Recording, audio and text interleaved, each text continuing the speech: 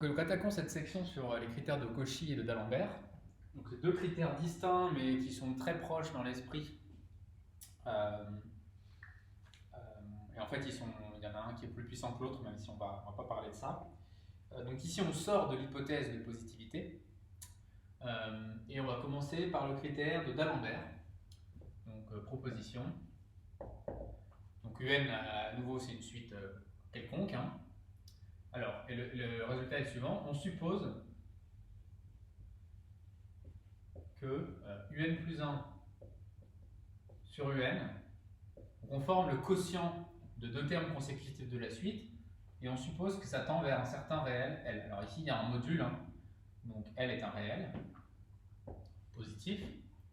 Alors le résultat, si L est strictement inférieur à 1, la série des UN converge, et si L est strictement supérieur à 1, la somme des séries des UN diverge. Alors, ici, on peut même préciser que la série des UN converge même absolument dans ce cas-là. Et ici, la série des UN diverge grossièrement, c'est-à-dire que UN ne tend même pas vers 0. Okay. Donc, on va prouver ce résultat, puis ensuite on fera un petit exemple. Une preuve. Et la preuve n'est pas très difficile. Hein. Simplement, on va quantifier ça. Donc, on va placer si L est strictement inférieur à 1. On va se placer dans ce cas pour commencer. Vous voyez que ici, on ne traite pas le cas L égale 1, et c'est normal, j'y reviendrai tout à l'heure. On ne peut rien dire en général. UN plus 1 sur UN tend vers 1. Il peut se passer que la série des UN peut converger, la série des UN peut diverger. Donc il n'y a pas de résultat général dans le cas où L est égal à 1. Alors si L est strictement inférieur à 1, qu'est-ce qui se passe? Donc, ici j'ai 1, ici j'ai 0, et L est quelque part par là. Donc ça veut dire qu'à partir d'un certain rang, la suite UN plus 1 sur UN en valeur absolue, elle passe strictement à gauche de 1, hein, puisqu'elle converge vers L. Donc du coup, il existe donc soit epsilon strictement positif. Ah, donc le strictement à gauche, je vais quantifier le fait que à partir d'un certain rang, la suite est proche de L, donc elle est à droite de 1. Donc soit epsilon strictement positif tel que L plus epsilon est strictement inférieur à 1. On pourrait par exemple prendre epsilon égale 1 plus L sur 2, ça convient. Prenez la moyenne arithmétique de L et 1, ça c'est toujours un truc tel que si vous l'ajoutez à L, vous êtes strictement inférieur à 1. Donc, pardon, pas epsilon égale L plus 1 sur 2, mais epsilon égale 1 moins L sur 2, bien sûr. Prenez epsilon égale 1 moins L sur 2, vous avez bien ça. Et donc pour ce epsilon, hein, il existe N0, puisque la suite converge vers N, il existe un rang, hein, le L plus epsilon il est ici, tel que la suite est à gauche de L plus epsilon. Donc il existe N0 appartenant à N, tel que pour tout N plus grand que N0, UN plus 1 sur UN. Hein, si vous voulez donner un nom à cette suite, appelez-la Vn. Bah, Vn tend vers L, donc à partir d'un certain rang, elle est plus petite que L plus epsilon. En fait, elle est comprise entre L moins epsilon et L plus epsilon, mais nous, ce qui nous intéresse, c'est qu'elle va être à gauche de L plus epsilon.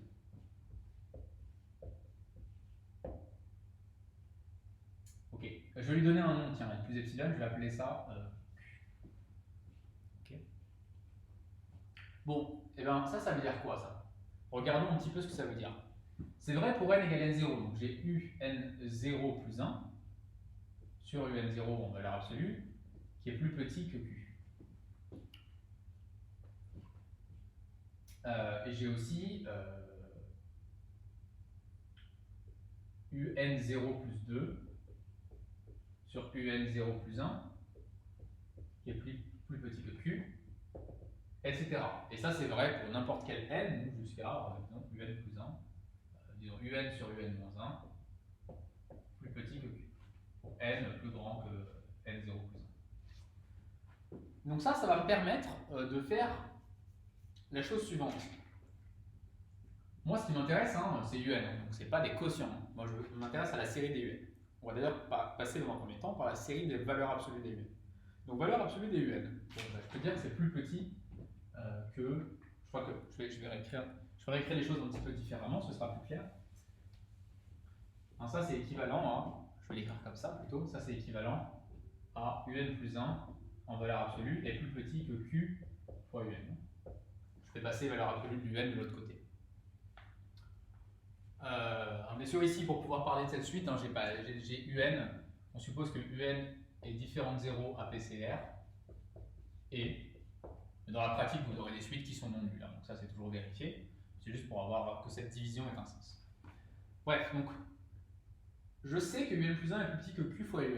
Vous voyez que si j'avais égalité ici, je pourrais dire qu'en fait, la suite, donc j'appelle cette suite-là AN, la suite valeur absolue de un, elle est géométrique. Vous voyez, si j'avais égalité ici, j'aurais an plus 1 égale q fois n. Et donc, an égale q puissance n fois 0. Bon, là, c'est l'inégalité, et puis cette inégalité, je l'ai que pour n plus grand que n0. C'est pas grave. Maintenant, je peux écrire que un, pour tout n plus grand que n0, un, c'est plus petit que... Je vais utiliser cette relation-là par récurrence.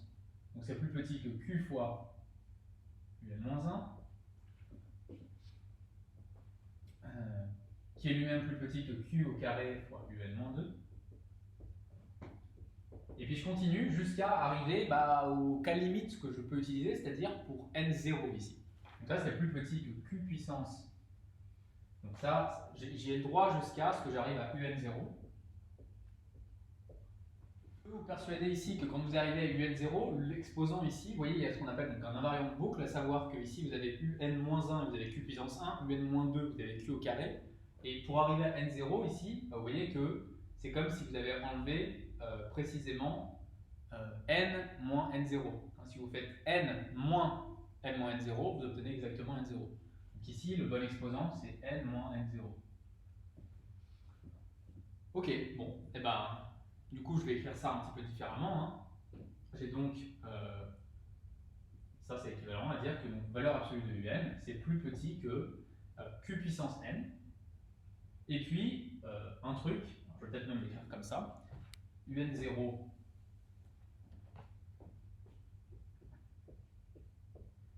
q puissance n, et là j'ai un q puissance n0.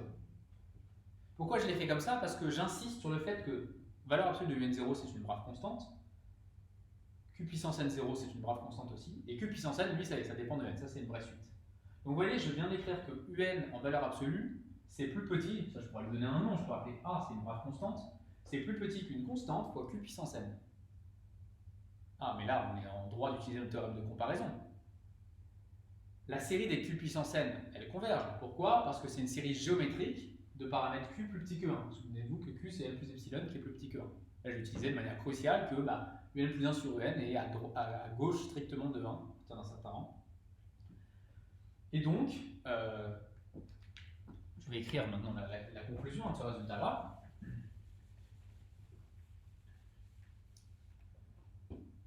Donc, comme la série des q puissance n converge, je sais que q est strictement inférieur à 1, j'en déduis, ça c'est une brave constante, donc ça ne change rien, la série des a q puissance n converge elle aussi, bien sûr, donc la série des valeurs absolues de un converge par théorème de comparaison pour les séries positives. Ici, il n'y a pas trop à discuter, est-ce que c'est positif? Oui, un, il y a des valeurs absolues par théorème de comparaison. Donc vous voyez, j'ai démontré que somme des un converge absolument, la série des valeurs absolues converge. Et donc en particulier, nous c'est ce qui nous intéresse en général, vraiment la convergence de la série, donc la série des un converge. Donc vous voyez qu'en fait la conclusion du critère d'Alembert, j'ai oublié de rappeler, celui-là c'est le critère de d'Alembert qu'on est en train de démontrer, c'est que la série des un converge absolument quand L est strictement inférieur à 1, et donc en particulier converge. Petite phrase là, grâce au théorème fondamental qu'on a vu tout à l'heure. Ok, donc ça gère le cas où L est inférieur à 1. Si maintenant L est strictement supérieur à 1, qu'est-ce qui peut se passer? Eh bien, on va refaire exactement le même raisonnement. Cette fois, si L est à droite de 1, il existe un rang à partir duquel un plus 1 sur un en valeur absolue est strictement à droite de 1. Donc, comme avant, je l'écris, c'est vraiment le même raisonnement. Il existe n0 appartenant à n, tel que pour tout n plus grand que n0, là j'ai un plus 1 sur un, cette fois qui est supérieur ou égal à q puissance n avec, pardon, pas q puissance n, avec q égale n moins epsilon. Alors je vais l'écrire différemment, plutôt comme avant.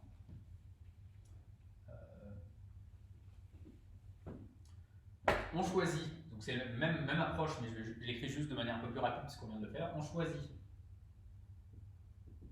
epsilon strictement positif tel que L moins epsilon strictement supérieur à 1, ça je l'appelle Q, et on trouve N0. On trouve alors N0 tel que, en faisant ce même raisonnement là,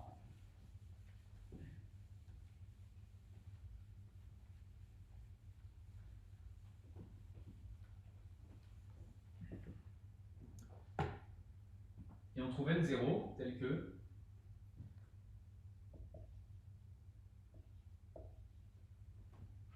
quoi? Eh bien, cette fois, UN est plus grand que UN0 sur Q puissance N0 fois Q puissance N.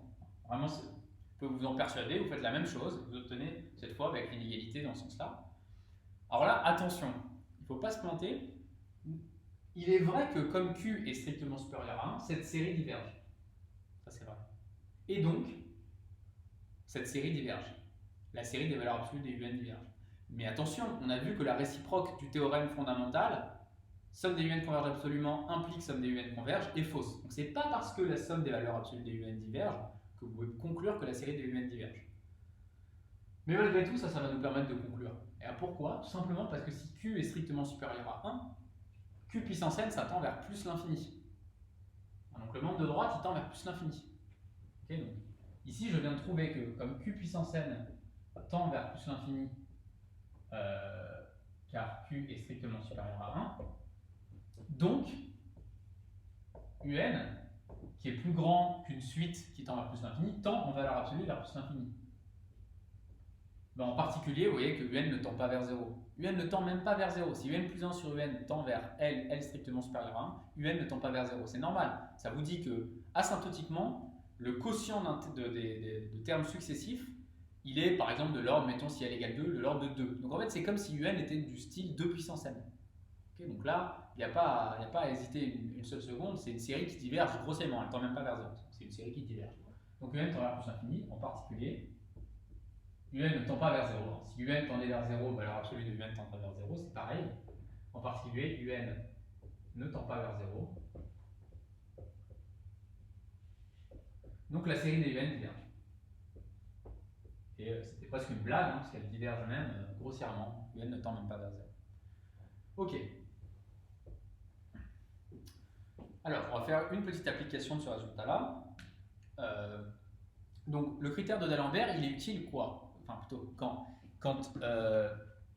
les quotients UN plus 1 sur UN se calculent bien. Donc remarque, alors plutôt application, je devrais dire utilité. Bah, justement, typiquement, quand UN s'écrit plutôt comme une forme d'un produit. Dans ce cas-là, UN plus 1 sur UN va se simplifier, et donc on va avoir des manières assez simples de calculer. Donc, utilité, si UN s'écrit comme un produit. Alors, un exemple de ça, exemple, si je prends UN égale 1 sur n factoriel, pour n appartenant à n. Hein, donc ça c'est en fait la série exponentielle avec x, c'est la série x puissance n sur n factoriel avec x égale 1. Bah, on va retrouver que cette série elle converge, plutôt on va le trouver si vous l'avez jamais vu. Bah, ça, vous pouvez faire un coup de critère de D'Alembert justement, c'est simple.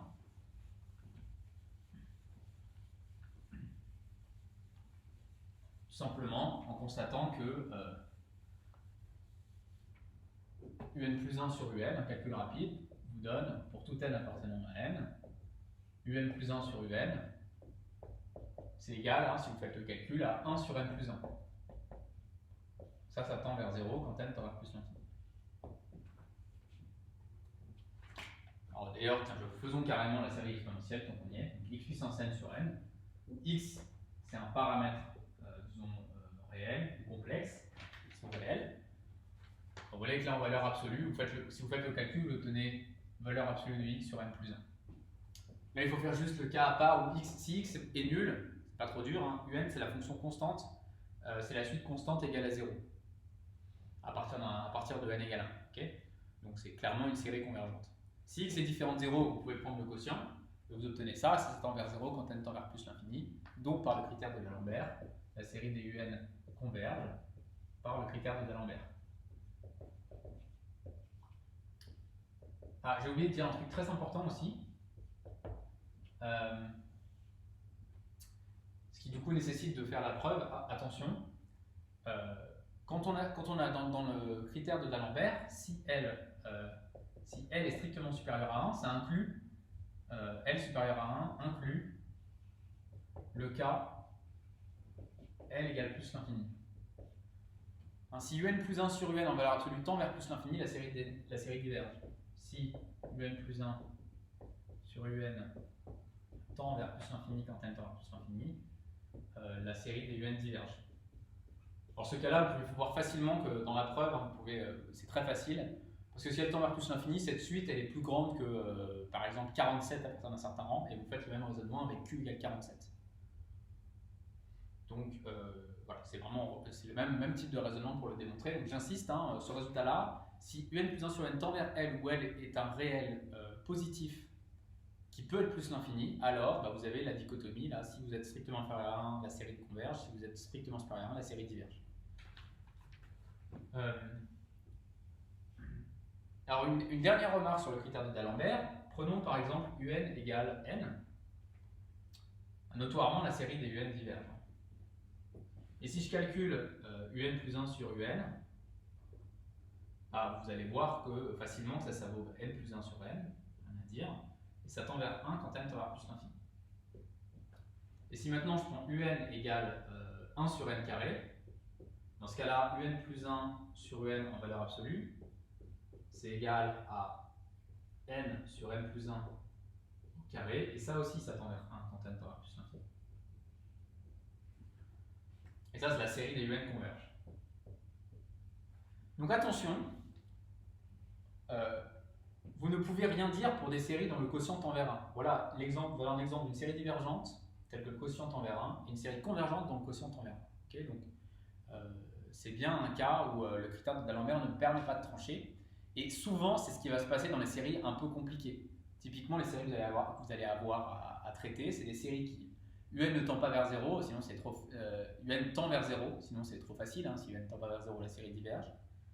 Et puis ensuite, souvent, c'est même un peu plus que ça. Souvent, un plus 1 sur un, un plus 1 et un sont du même ordre. C'est-à-dire un plus 1 sur un tend vers 1, pensez aux séries de Riemann.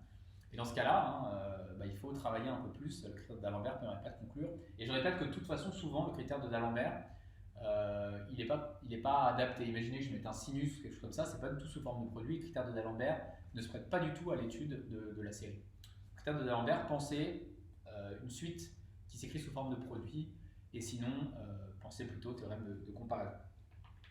Ok, donc venons-en au critère de Cauchy. Je vais aller assez vite sur le critère de Cauchy parce que la preuve et ce qu'on peut en dire, c'est à peu près la même chose. Le critère de Cauchy, c'est cette fois une proposition critère de Cauchy. Pareil, j'ai une suite un. Et cette fois, je vais faire un truc un petit peu pareil, donc une suite un différente de 0 avec CR. Si un, je prends la valeur absolue de un et je mets ça à la puissance 1 sur n, tend vers L, alors on suppose que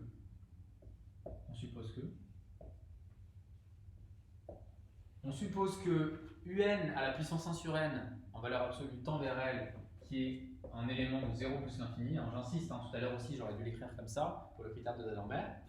Comme le critère de d'Alembert, c'est facile à retenir, si L est strictement inférieur à 1, la somme des un converge, et si L est strictement supérieure à 1, la série des UN diverge.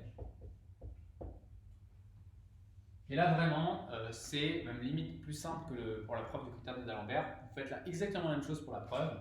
La preuve, c'est vraiment la même idée. C'est idem.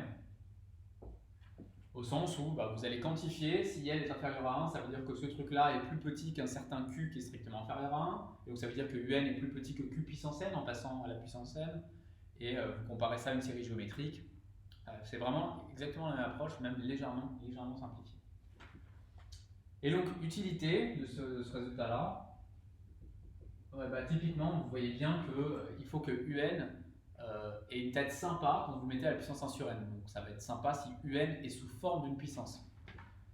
Si UN s'écrit comme une puissance.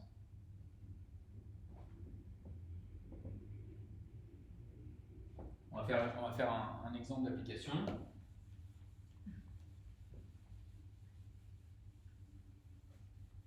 Application UN égale, ce que j'ai pris,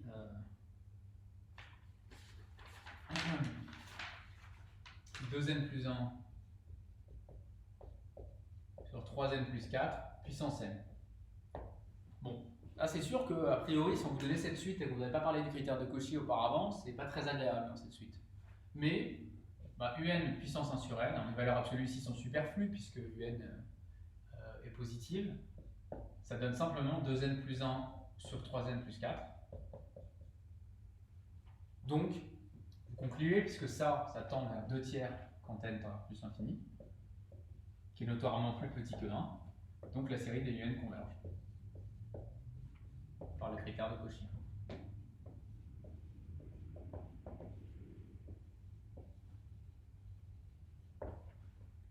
Voilà, donc vous voyez que pareil, l'utilisation du critère de Cauchy se fait pour un type de suite assez particulier, et par ailleurs, même remarque que pour le critère d'Alembert, on peut pas, il n'y a pas de résultat général pour L égale 1. On peut avoir des séries convergentes telles que UN en valeur absolue puissance 1 sur n, en module, pardon, tend vers 1, et des séries divergentes pour lesquelles vous avez la même chose. Donc vous pouvez conclure seulement dans ces cas. Voilà pour le critère de Cauchy. Okay. Donc maintenant, on va se tourner vers les séries, de certaine manière, qui échappent à l'analyse que nous avons à nos dispositions jusqu'à présent. C'est des séries pour lesquelles des séries qui ne sont pas de signe constant, puisqu'on a vu qu'on avait une batterie d'approches, notamment via les théorèmes de comparaison, pour traiter les séries qui ne sont pas de signe constant, enfin pour traiter les séries qui sont de signe constant.